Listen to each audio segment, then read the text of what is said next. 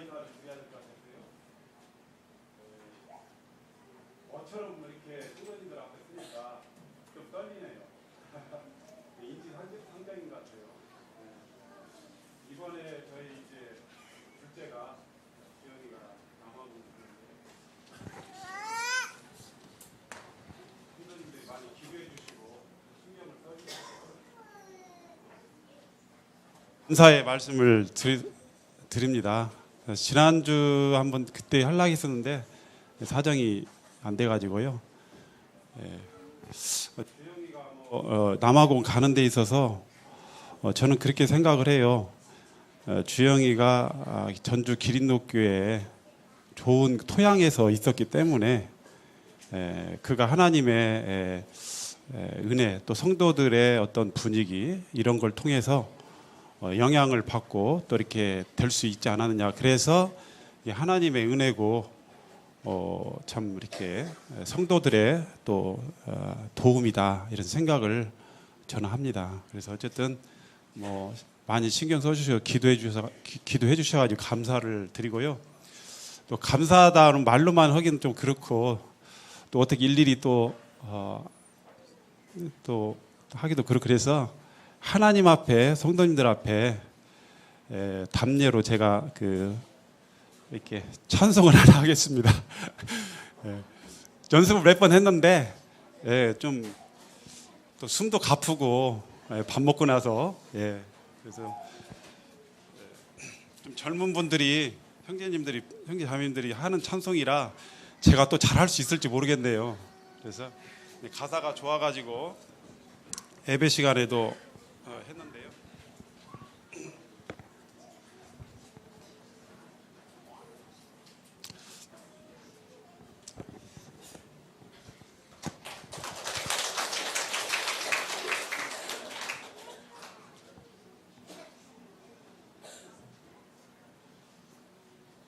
아버지 사랑 내가 노래해 아버지 은혜 내가 노래해 그 사랑 변함없으신 거짓 없으신 성실하신 그 사랑 상한 갈 때 꺾지 않으시는 꺼져가는 등불 끄지 않는 그 사랑 변함없으신 거짓 없으신 성실하신 그 사랑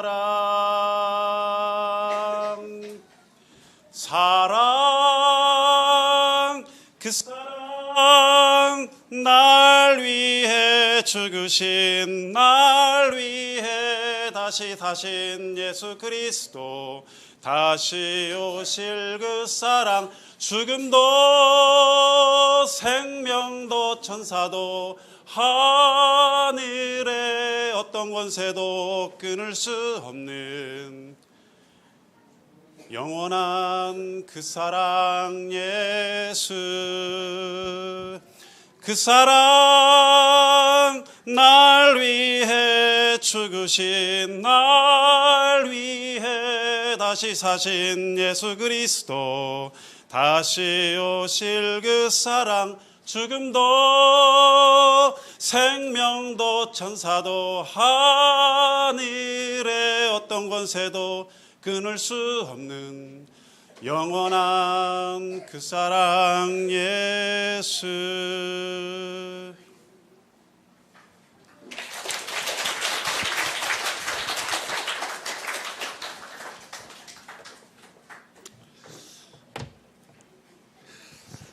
그간에 여러 형제님들이 이렇게 상당한 시간을 이렇게 수요일 날 봉사를 해주셨어요. 그래서 참 감사가 되고요.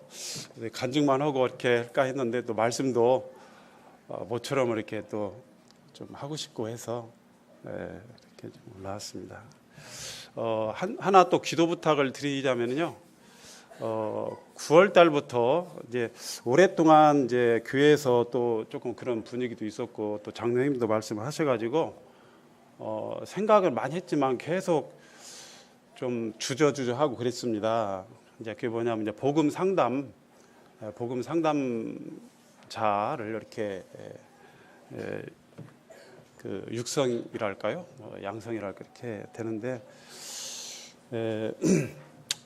저는 이제 복음은 이제 계속 전해봤지만 제가 미래를 보고 이렇게 다른 또 젊은 성도들을 위해서 이렇게 생각을 하고 미리 준비하고 미리 데이터 기록을 많이 해놓고 하지 못했어요. 그 생각을 전혀 하지 못하고 오랜 세월 동안 이렇게 전도 일을 해왔습니다.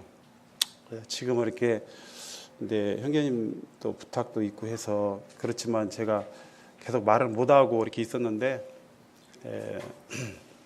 그걸 하려고 하다 보니까 좀 아쉬운 부분이 있어요. 그래서 계속 조금씩 이제 계속 언제부턴가 기록을 해놓고 있는데 옛날 있었던 그런 모두 수첩이나 이런 자료들을 쭉 한번 좀 더 일일이 확인해 보면서 그렇지만 그때 전도하고 상담했을 때 그런 것들 기록해 놨다면 조금 좋았지 않았느냐 이런 생각을 아울러 하게 되었습니다.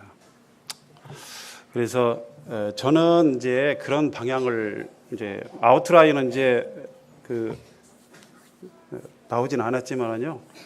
일단 저하고 이제 한도하 형제님이 같이 동역해서 이렇게 9월 달부터 할 예정입니다. 근데 이제 개념은 이론하고 실습 이렇게 해가지고 같이 서로 쌍방 이렇게 교제도 하고 또 토론도 하고 발표도 하고 그런 식으로 좀 하고 싶고요. 저는 주님 앞에서 이 일을 두고 굉장히 연약하고 부족함을 제가 느낍니다. 그게 사실입니다. 그래서 이제 기도를 하는데요. 어쨌든 기존의 형제 자매님들이 이 일에 어느 분이 이제 또 참여하실지는 모르겠지만 하나님께서 주신 어떤 잠재 능력이 은사도 있으신 분도 있을 것이고 아니면 아주 적지만 그 어떤 속에 그 잠재 능력이 다 있을 거라고 봐요. 그래서 그 부분을 조금 이렇게 좀 촉발시켜 드리는 조금 도와드리는 격려해드리는 용기를 북돋는 그러한 일만 하면 되지 않겠느냐 그런 생각을 합니다. 그래서 형제 자매님들 속에 있는 하나님의 영이 그 속에서 하나님의 그 말씀을 통해서 그분들의 나름대로의 복음 상담자의 길을 스스로의 그 길을 찾아갈 수 있도록 조금 도와드리는 그래서 참여하신 분들이 주도적으로 같이 훈련하고 같이 이렇게 토론하고 발표하고 서로 격려하고 그렇게 하면서 갈 생각을 좀 합니다. 조금 그 생각을 하니까 마음은 조금 편해요. 어쨌든 기도해 주시고요. 너무 거창하게 생각할 것도 없고 너무 또 뭐 그래요. 그래서 기도는 하고 또 같이 하실 분들은 이제 신청은 하시겠지만 기도 가운데 이렇게 같이 참석하시고 또 기도해 주셨으면 감사의 말씀을 드리겠습니다. 제가 오랜 작년부터 제가 로마서 3, 4, 5, 6, 7, 8장을 계속적으로 지금 보고 있어요.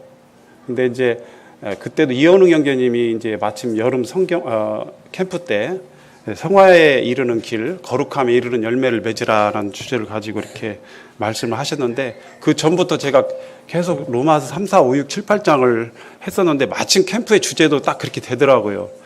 그리고 이제 주일날 또 한도하 형님이 로마서 말씀을 계속 강의하시는데 그래서 이제 또 그 말씀의 그 높이가 크기 때문에 저에게는 좀 감당치 어려운 부분도 있어요. 그래서 제가 저만 가지고 있고 쭉 이제 성령님의 인도하심이 특별히 없어서 있었는데 제가 어느 날인가 두 분을 교제를 이렇게 복음 상담 교제를 했어요. 하다 보니까 그 두 분을 통해서 이것을 좀 교제를 했으면 좋겠다라는 그 생각을 하게 됐습니다.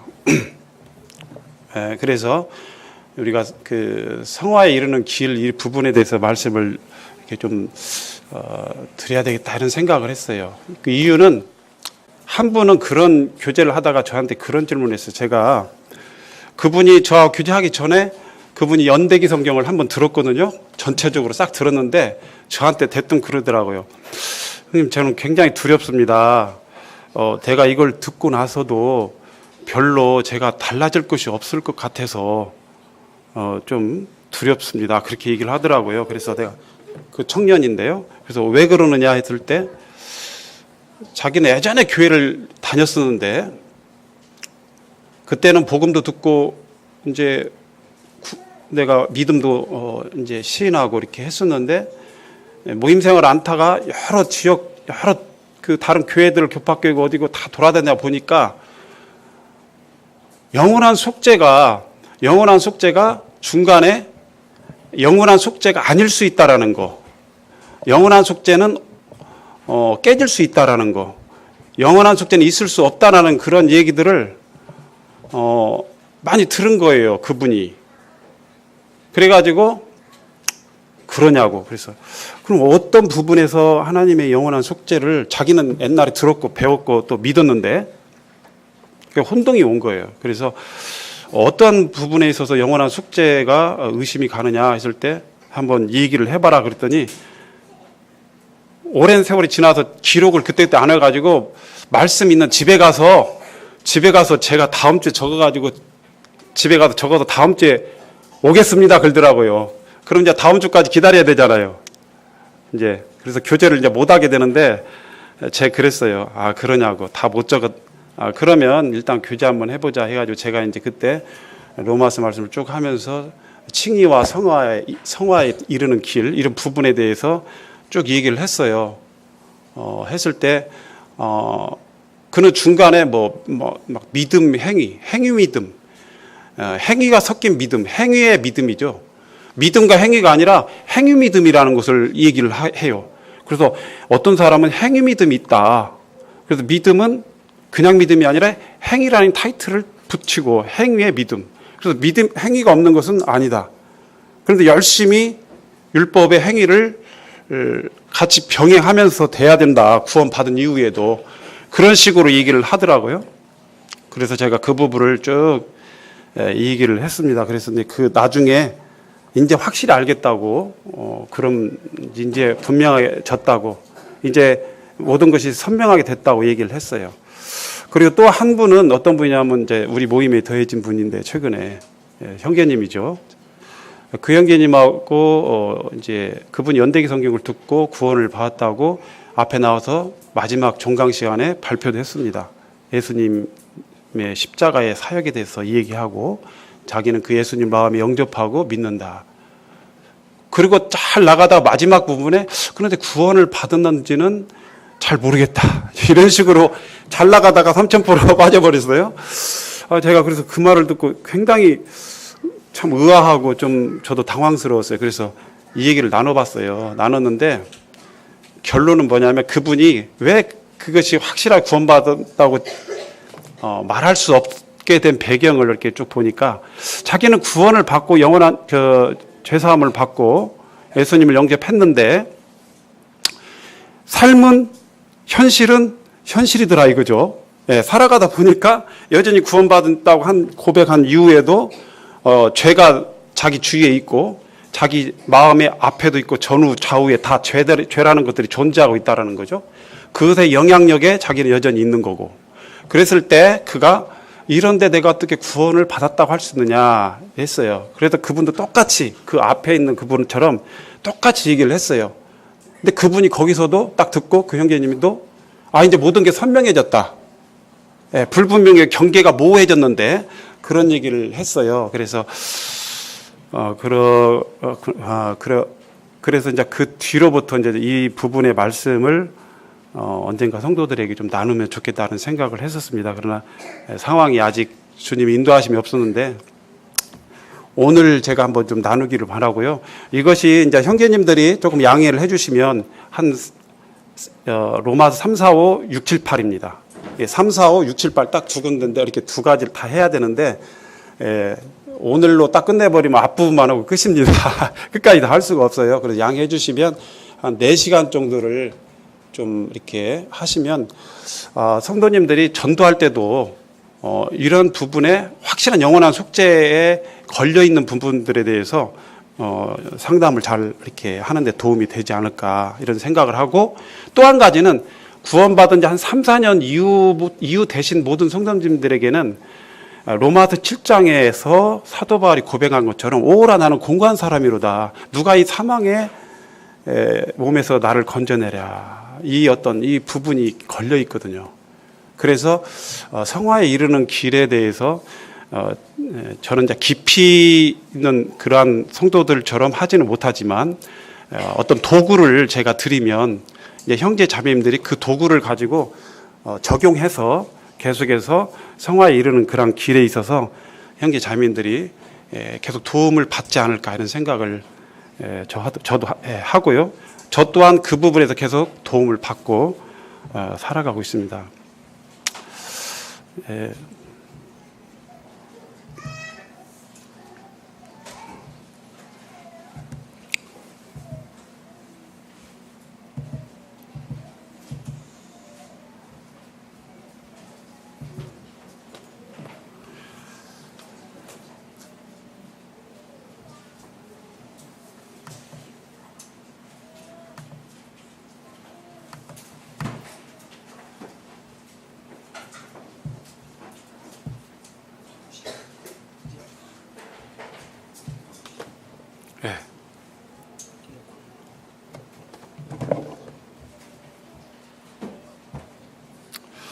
제가 이렇게 쭉 장사를 하고 있거든요. 근데 제가 하는 사람들 계속 물건을 사가면서 저는 굉장히 고마움을 느껴요.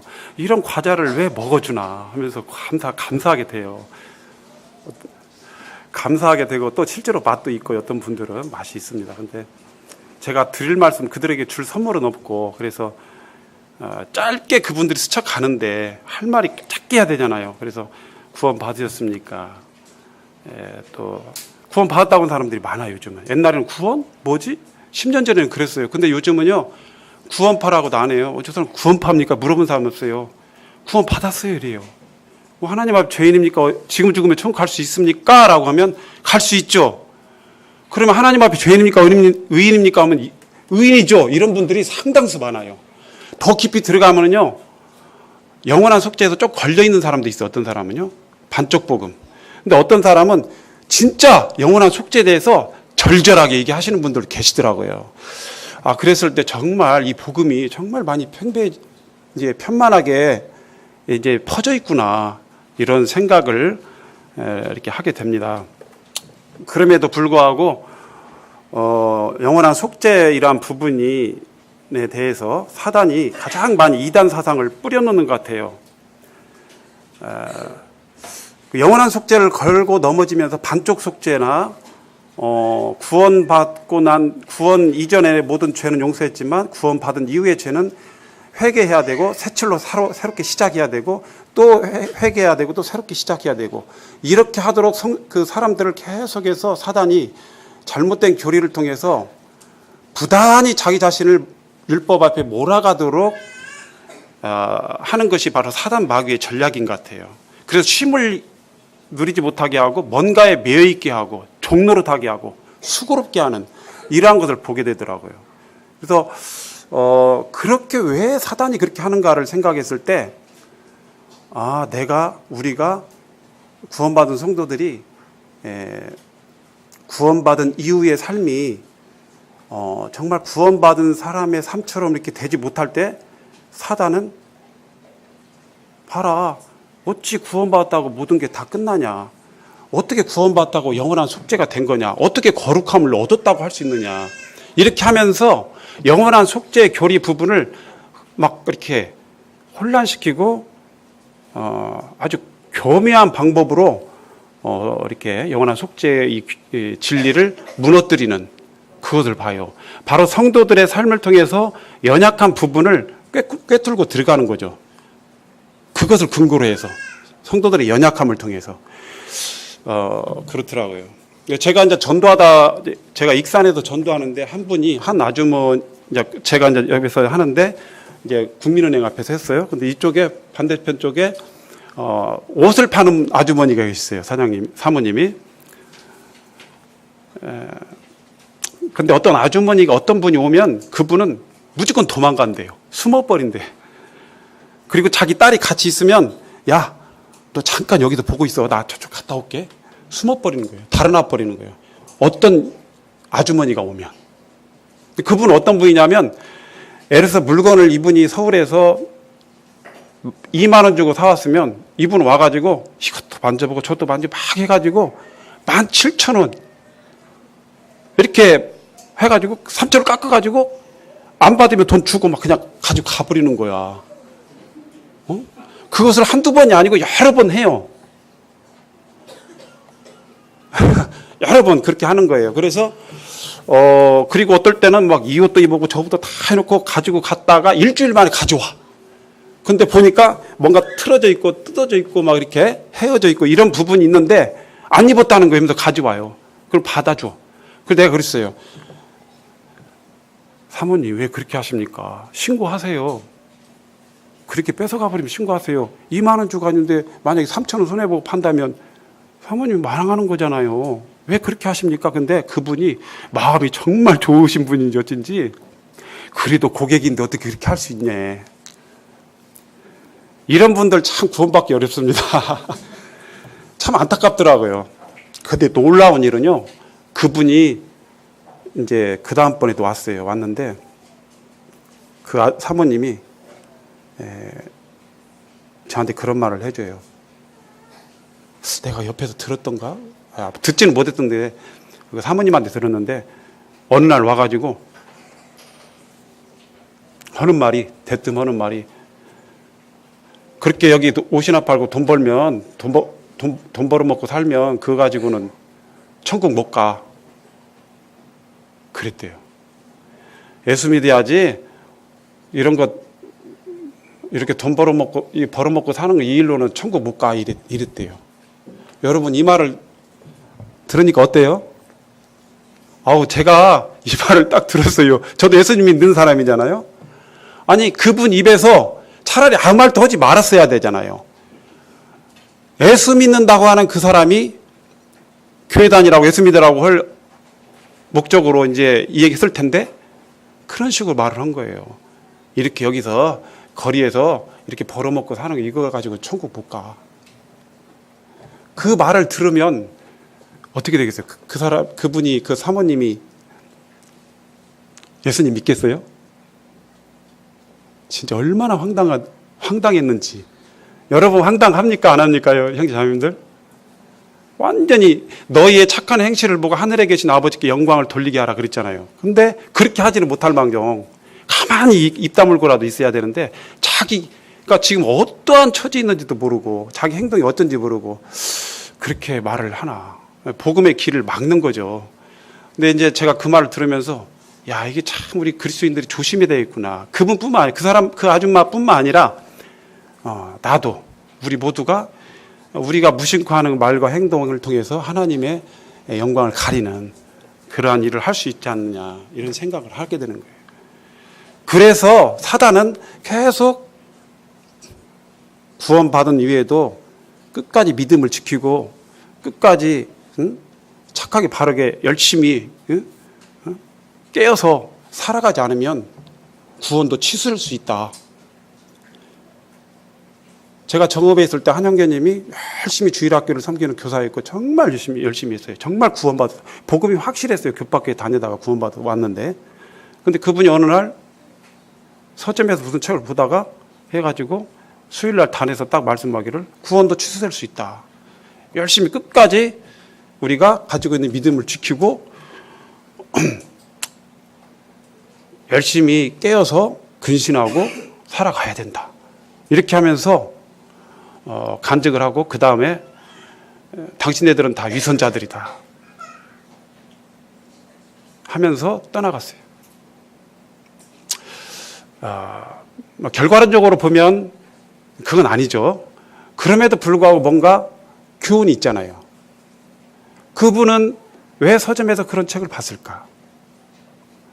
그래서 왜 그렇게 이단 사상에 빠졌을까? 그리고 왜 그런 말을 남기고 교회를 떠나갔을까? 이런 생각을 하게 됐어요. 사단은 이러한 우리들의 연약한 모습을 통해서 정말 은혜를 더하게 하려고 죄에 거하겠느냐.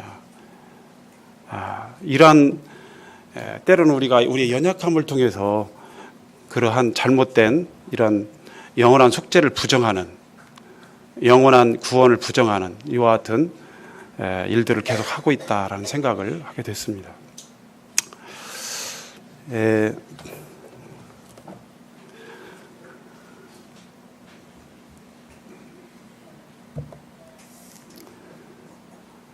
제목을 이렇게 보면요. 예전에 로마서 3장은 제가 이렇게 주일날 말씀을 전했던 것 같아요. 근데 다시 한번 이렇게 좀 복습하면서 4장, 5장 이렇게 나가기를 바라는데요. 로마서는 3, 4, 5가 칭의입니다. 그리고 3, 4, 5장, 6장을 경계로 해서 6장 이후부터는 이제 성화의 단계로 들어가는 것이고요. 3, 4, 5장 이쪽으로 5장까지 해서는 성화 이전의 삶. 그리고 3장은 이제 칭의. 4장, 5장은 이제 하나님과의 화평, 그 다음에 믿음, 아브라함의 믿음에 대해서 얘기를 하고 있죠. 그래서 칭의와 성화에 대해서 이렇게 부제를 다뤄봤는데요.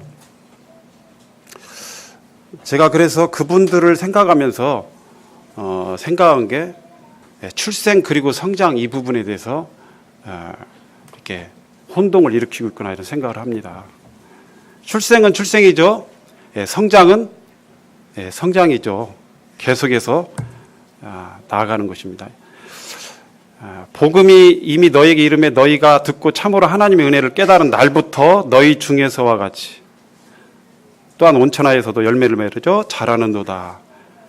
골로새 1장 6절에 나와 있습니다. 여기 보면 깨달은 날은 날이고 자라는 것은 계속 자라가는 것이고 깨달은 날은 어느 한 날이고 자라가는 것은 계속해서 기간적으로 계속 시간을 두고 자라나는 것이죠.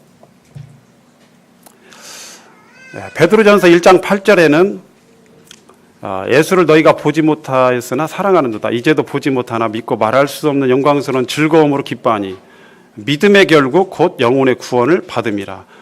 당신 구원 받았습니까? 이 말씀에 여기 근거가 나와 있죠. 구원을 받음이라. 근데 무슨 구원이죠? 영혼의 구원이죠. 영혼의 구원을 가능한 게 한 게 뭡니까? 믿음. 그러죠? 믿음을 통해서 영혼의 구원을 받았습니다. 성화에 대한 칭의에 대한 오해를 이렇게 한번 봤는데 네 가지로요. 첫 번째는 성화가 되지 않았다면 칭의는 잘못된 것이다. 맞나요? 새로운 복음 전할 때 이렇게 헷갈리는 그런 부분들에 대해서 이 부분을 이렇게 해주시면 좋겠습니다. 성화가 되지 않았다면 칭의는 잘못된 것이다. 나중에 칭의가 뭔지에 대해서 말씀을 드리겠습니다. 아웃라인만 먼저 말씀을 드리겠어요. 칭의와 성화는 동시에 이루어진다. 맞습니까? 칭의는 날입니다. 태어난 날. 아까 깨달은 날 그랬죠? 깨달은 지식, 그 올바른 지식이 그에게 증거되었을 때 이스라엘 백성들은 올바른 지식을 쫓은 게 아니고 자기의 의를 가지고 하나님의 의를 힘써 복종치 않았잖아요. 올바른 지식을 갖지 못했기 때문에 올바른 지식 깨달은 이 깨달음을 갖지 못했기 때문에 그랬죠. 성화는 계속해서 이루어져 가는 것입니다. 한 번의 칭의는 완전한 성화에 반드시 이른다. 완벽한 성화에 반드시 이릅니까? 모든 사람들이 다 똑같나요? 다 다르죠? 공통적인 것은 칭의는 다 똑같습니다. 칭의라는 기초는 다 모두에게 주어진 기초입니다. 모두 다 공유할 수 있는, 성도들 모두가 공유할 수 있는 기초를 제공해 주고 있어요. 그러나 성화는 천차만별이죠.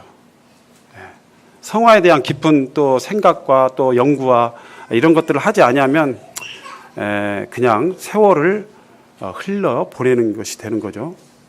또 성화라는 것이 이제 특정인의 소유물이다. 그렇습니까? 그러지 않죠. 저도 성화를 하나님께서 허락하셨어요. 저 같은 사람도. 너도 거룩함에 이를 수 있다.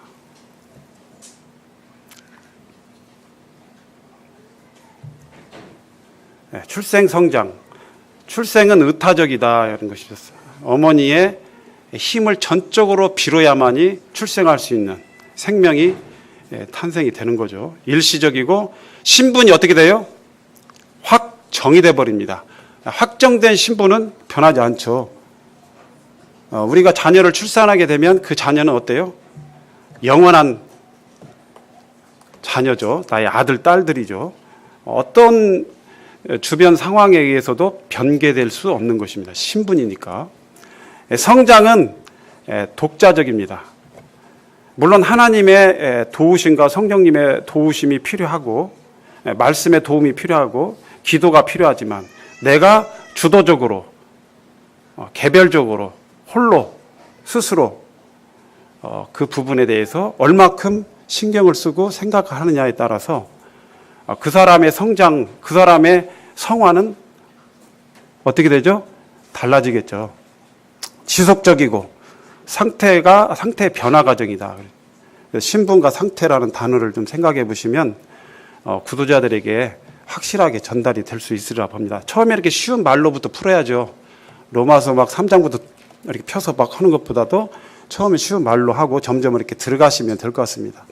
성화라는 단어는 사실 저는 별로 좋아하는 단어 아니에요. 왜? 성경에 안 나와 있으니까.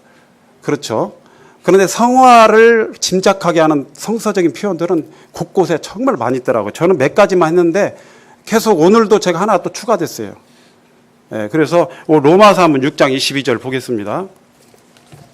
이번 여름 여름 캠프 때도 주제가 성령의 인도하심을 받는 삶인데요. 그거하고 이렇게 중복이 돼서 오히려 성도님들에게 도움이 될 수도 있겠다라는 생각을 하게 됩니다. 로마서 6장 22절. 성화의 입문 단계 로마서 6장. 예. 6장 22절에 보면 그 말씀이 있죠. 제가 여기 이제 파워포인트로도 나오는데요. 저는 웬만하면 성도님들이 성경을 자꾸 이렇게 만져보는 게 좋을 것 같아요. 자꾸 찾아봐요. 왜냐하면 전도라는 것은요, 이렇게 머릿속에 있어가지고는 되지 않더라고요.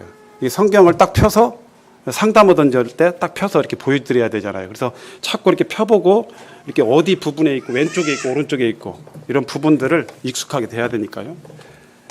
6장 22절에 뭐라고 돼 있나요? 같이 읽어볼까요? 시작.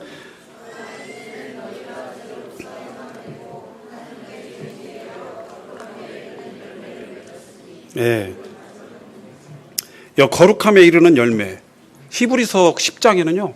그리스도의 몸을 단번에 들으심으로 너희가 거룩함을 얻었다 그랬어요. 이미 얻었다 그랬어요. 그런데 여기는 거룩함에 이르는 열매를 어떻게 됩니까? 네, 맺었다 그랬어요.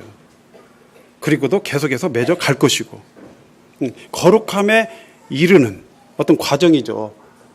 이 6장 말씀은 성도들에게 해당되는 말씀입니다. 하나님께 종이 되어 죄로부터 해방되고 칭의 단계 지났죠. 분명히 하나님께 종이 되고 칭의 단계는 지났습니다. 거룩함에 이르는 열매. 여기는 신분적 거룩함이 아니라 상태적으로 계속해서 우리 삶 속에서 거룩함을 이루는 열매를 맺어가는 삶을 말하고 있습니다. 저는 이것을 성화에 대한 성서적 표현이라고 생각을 하고 있어요.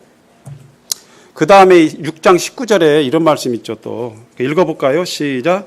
너희 육신이 연약함으로 내가 사람의 애대로 말하노니 전에 너희가 너희 지체를 부정과 불법에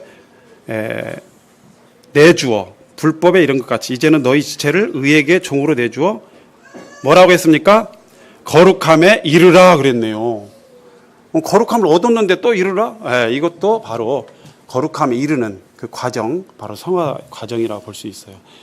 빌립보서 17절에 이 말씀 찾지 않겠습니다. 너희가 두렵고 떨림으로 너희 구원을 이루라 그랬어요. 이루래요. 누가 구원을 받을 수 있습니까? 제자들이 깜짝 놀라서 예수님께 말했죠. 누가 그러면 구원을 받을 수 있겠습니까? 율법학자를 내어 쫓고 나서 그랬을 때 하나님으로서는 할 수 있느니라. 사람으로서는 할 수 없을 때 하나님 할 수 있느냐. 이게 구원인데 성경에는요, 구원을 이루래요. 그럼 이 구원은 영혼의 구원입니까? 영혼의 구원이 아닙니까? 아까 좀 전에 믿음의 결국 뭐라고 했어요? 영혼의 구원을 받음이라 라고 베드로전서 1장에서 나왔잖아요. 아까요. 이것은 영혼의 구원이 아니죠. 저는 그 표현을 쓰고 싶지 않은데 생활구원이라고 하더라고요. 어쨌든 이 말씀 그대로 우리의 구원을 이루어 가기를 하나님께서는 간절히 원하십니다.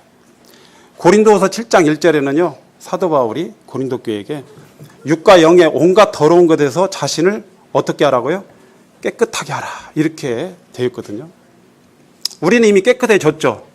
말씀으로, 성령으로. 그럼에도 불구하고 사도 바울은 우리에게 깨끗하라고 권하고 있습니다. 베드로전서 2장 이전에는 구원에 이르도록 자라가는 삶이라고 되어 있어요. 너희가 악독과 시기와 비방하는 말을 모든 외식을 버리고 갓난아이처럼 순전하고 신령한 젖을 뭐라고 했어요? 사모하라. 이는 이로 말미암아 너희로 하여금 구원에 이르도록 자라게 함이라. 이렇게 되어 있죠.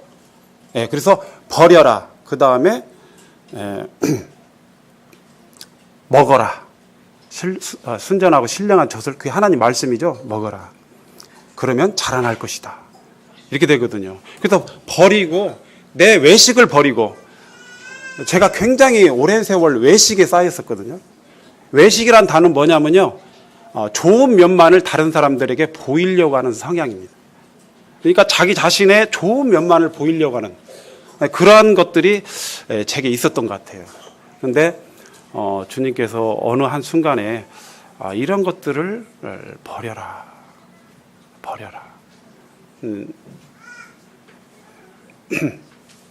그리고 먹어라. 그러면 자라나게 될 것이다. 이렇게 되는 거죠. 여기도 구원에 이르도록 그렇게 되어 있어요. 무슨 구원이냐? 이건 영혼 구원이 아니죠. 그럼 뭐예요? 성화밖에 더 있지 않잖아요. 그다음에 6번째 보면 모든 행실에서 거룩한 자가 되라. 내가 거룩하니 너희도 거룩할지어다. 그래서 베드로 사도가 표현했잖아요. 그래서 이것은 성화는 누가 특정인의 소유물도 아니고 누구는 하고 누구는 하지 않아도 될 이것이 아니고 우리가 부족하지만 연약하지만 계속해서 주님 앞에 엎드리고 해 나가야 된다 이런 생각을 하게 됩니다.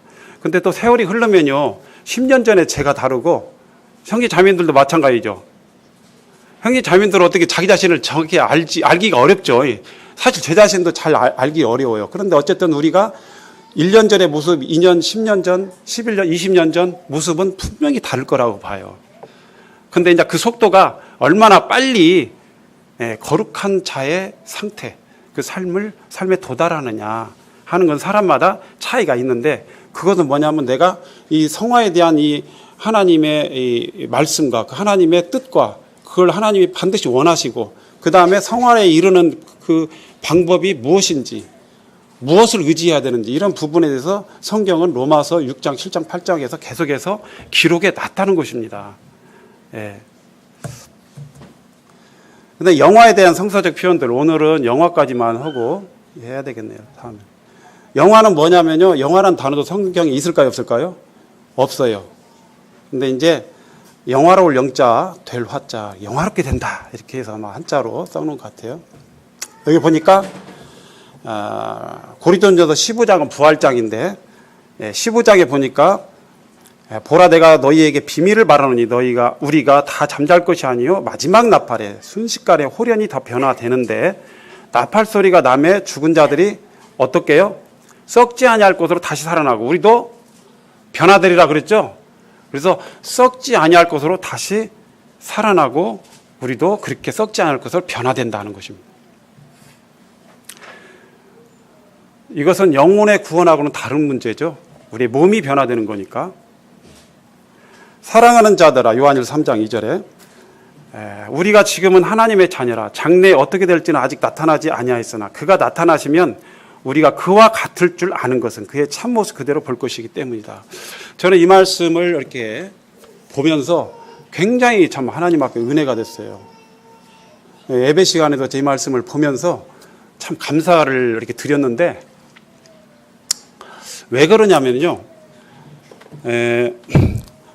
우리 형제 자매님들이 앞으로 장래에 어떻게 바뀔지 모르잖아요. 여러분의 모습이.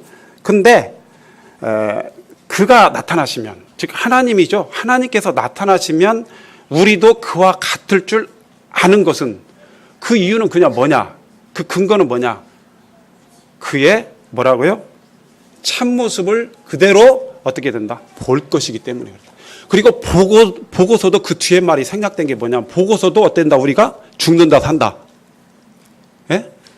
산다라는 거예요. 얼마나 영광스럽습니까? 참 저는 이 내 미래에 변화될 제 모습을 상상할 때 너무 감사가 돼요.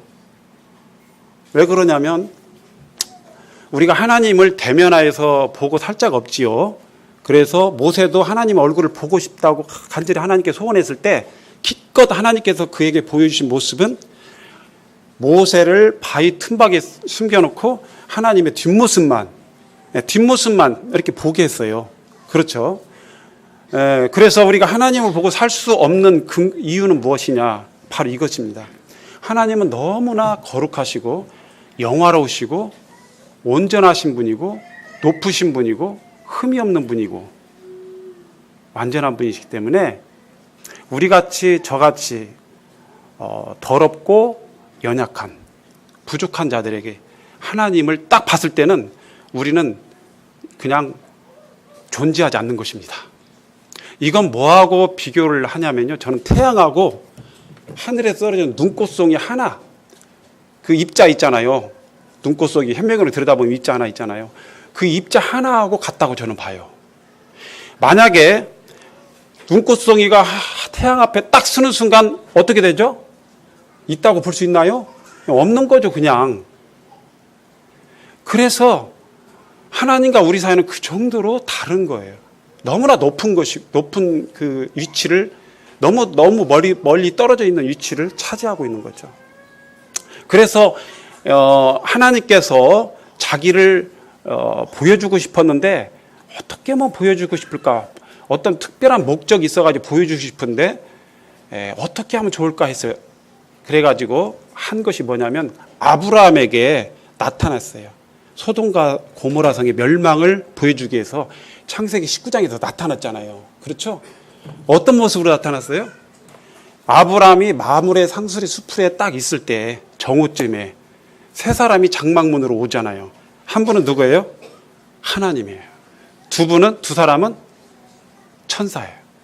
그 두 천사가 소돔과 고모라 성으로 가고 아브라함과 하나님과 독대하게 되죠. 그래서 소돔과 고모라 성의 멸망을 하나님께서 말씀을 해주셨는데, 하나님과 이렇게 면대했어요. 대면했는데 죽었나요? 살았나요? 살았어요. 왜 살았죠? 하나님께서 하나님의 격을 팍 떨어뜨려 낮춰버렸어요. 다시 말해서 우리가 하나님을 대면할 때는 두 가지 방법으로 대면할 수 있습니다. 저는 이걸 생각하면서 굉장히 감동이 돼요. 첫 번째는 하나님께서 나같이 되는 방법이 있어요. 어떻게요? 하나님께서 나처럼. 태양이 눈꽃송이처럼 되는 거예요. 얼마나 연약한 존재예요, 눈꽃송이가. 그렇죠?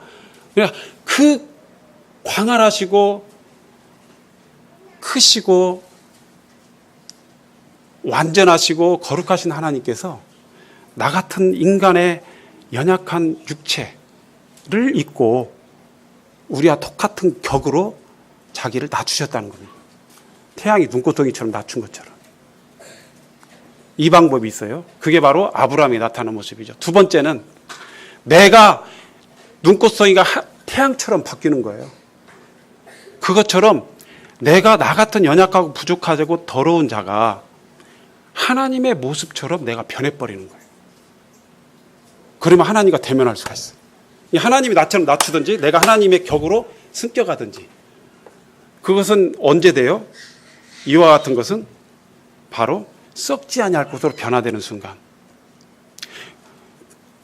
우리가 하나님과 같이 되는 그 미래, 그 시계, 그 시간에 그렇게 될 거라는 겁니다.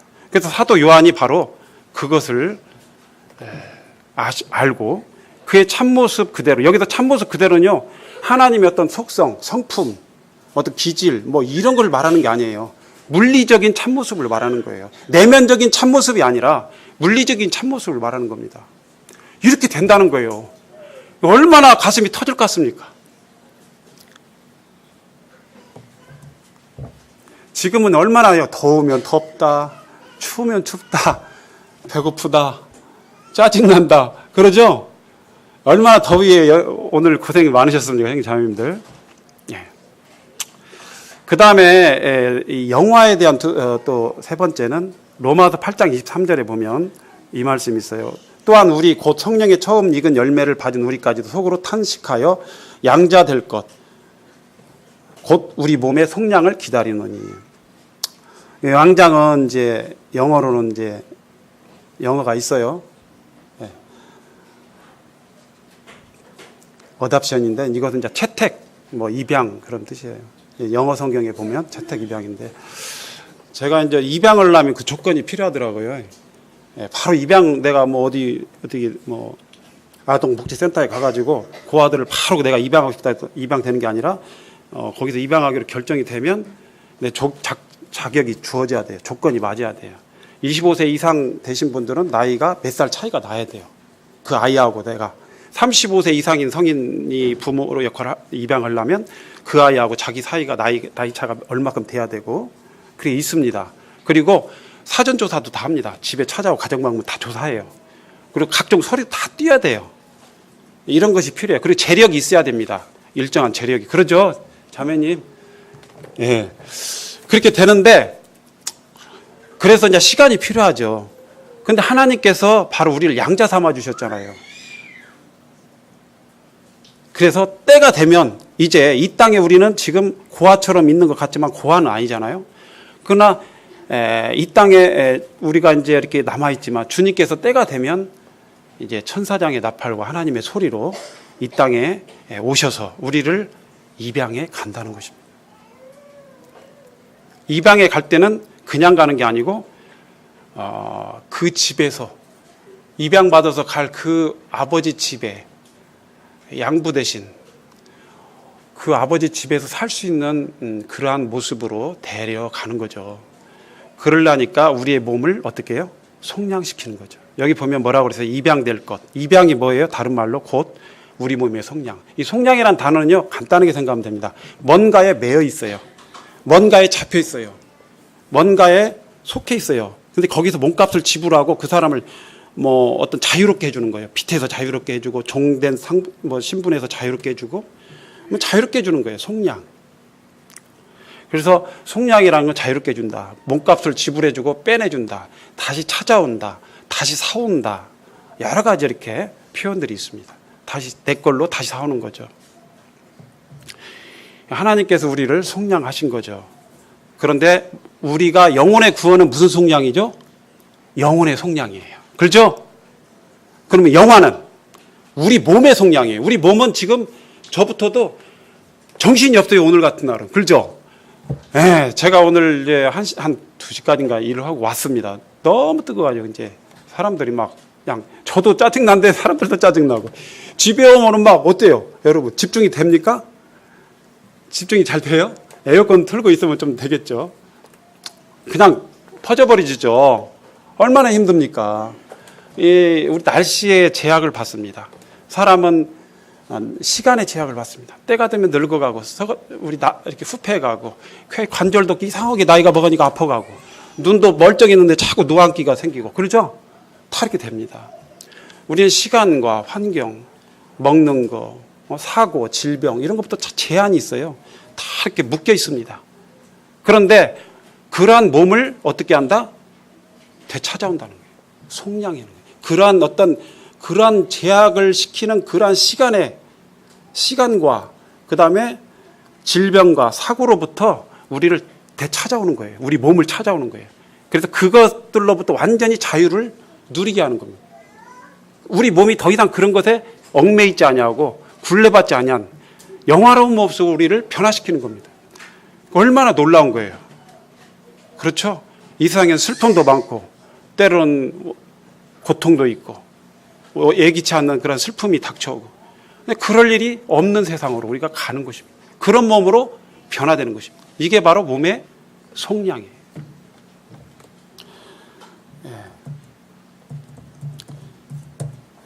이제 로마서가 총 3, 4, 5장이라 제가 말씀을 드렸는데요. 이제 정리해야 되겠습니다.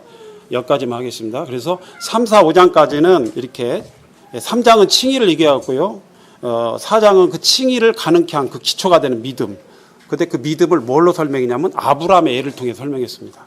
그 다음에 우리가 믿음으로 의롭다 함을 얻었다면, 칭의를 받았다면 하나님과 함께 어떻게 하라? 화평을 누리자는 것입니다. 어떻게, 언제까지? 평생에 걸쳐서. 사단은 화평을 못 누리게 합니다. 우리로 하여금. 그 다음에 6장, 7장, 8장에 걸쳐서 성화의 단계가 계속 되고요. 성화의 원리들이 쭉 나와 있습니다. 그래서 우리가 하나님 앞에 칭의를 받은 거, 또 하나님과 화평을 누릴 수 있는 모든 근거들은 어디서 오느냐? 대신의 원리. 그리스도께서 우리를 대신했다. 나를 대신했다.